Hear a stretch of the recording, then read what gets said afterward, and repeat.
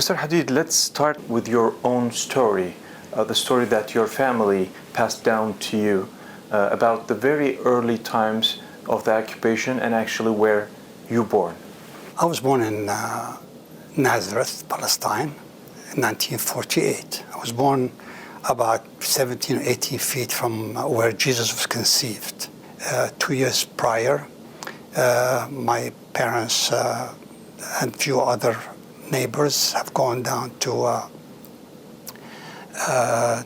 the harbor, saying that there are some refugees coming from Jewish families coming from Europe.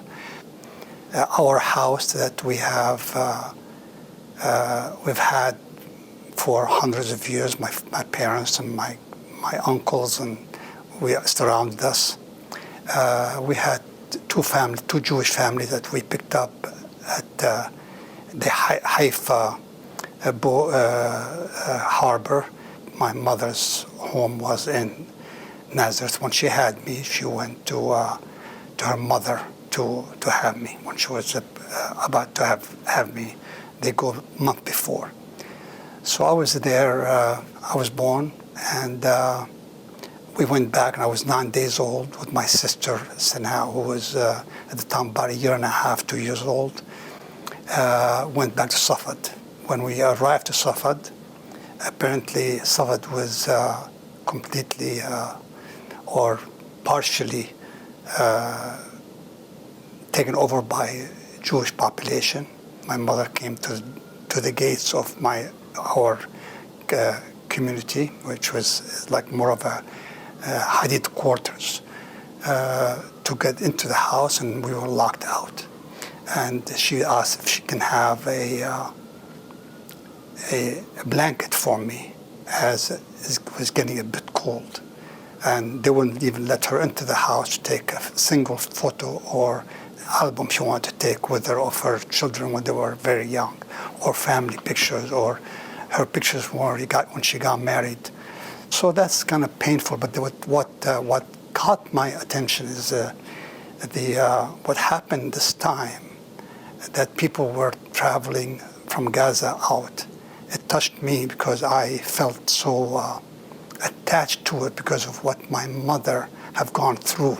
I didn't realize it because I was a child. I was a 9 days old child, but so I wasn't really, I didn't even understand what happened. I didn't even know how we got from Safed to the refugee camps in Syria, and then on to, in our life, to Damascus and so on.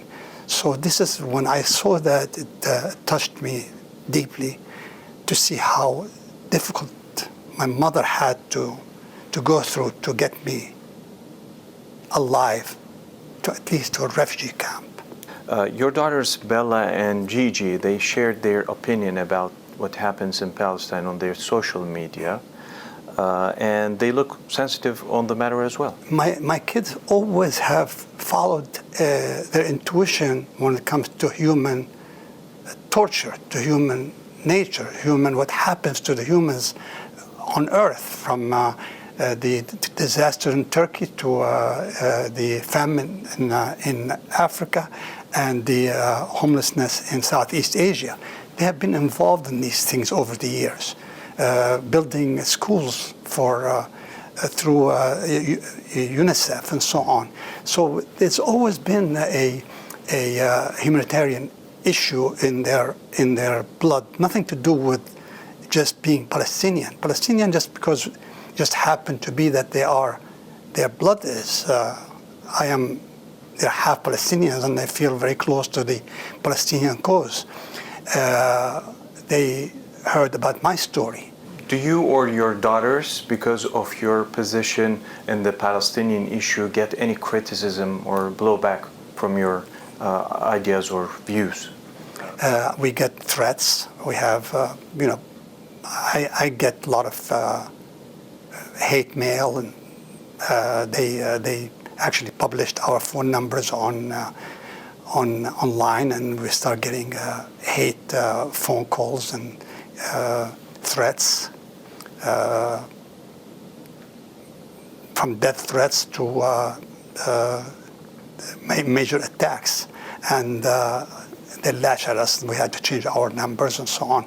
So it's very painful to see that from people who are the only people that took them in, which are Palestinians. They took these families into Palestine to make a state out of their state, while others were expelling them from Europe and from Germany to Eastern Europe, Spain, everywhere else.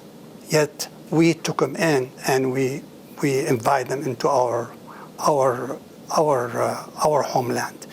And I feel I always felt very uncomfortable, but it's not. Apparently, this is an agenda they have, which is the propaganda that somehow we are the evil, which we actually the opposite is true. That we were the kinder of the kindest of the people who were there when they needed us most. And when people start to speak about Palestine, anti-Semitism, especially in the West, is a big deal. What do you think of anti-Semitism? Well, the word is a European phenomenon. They use it themselves, anti-Semitism, because that was what they used to use in Eastern Europe and the West against anybody that came from that part of the world. Which is, I'm a Semite, so I cannot be anti-me. So they never can say I'm anti-Semitic, because I am Semitic origin. I was born in the land of Galilee. I was born in the land of Jesus. I was born in the land of where Moses came to from Egypt. So it's not like where we Abrahamic family, they were cousins. We always felt that the Jews and the Jews, we have to learn Judaism as Muslims. We learned the Torah, we learned the Christianity as a Bible, and then we became Muslim by learning the Quran. The three religions came together. They might not feel that way, that they have their own God, but we believe that we have one God, and the one God for all the three religions. So we cannot be anti-them, and they can't be anti-us. Being a refugee, born a refugee, since then, what is the most painful thing that you remember? The most important, my mother at one time, her wish was to be buried next to her mother's body graveyard in Nazareth. And we couldn't get her to go there. They wouldn't let us take her body there. And the same thing with my father, and the same thing with my grandmother. My grandmother, she wanted to be as close as possible to Palestine. We buried her on the island of Rhodes in a mosque graveyard that my great-grandfather's brother have built in Rhodes. So that's as close as we can to have her close to Palestine. And so she died, and we buried her there. My mother, she was buried next to my father in Arlington, Virginia. So these are very painful times for me, as I wish I can be buried where I was born. And these kind of things can never happen. No one should be allowed to feel that pain, that he cannot never come back home where he was born, or never come back dead or alive.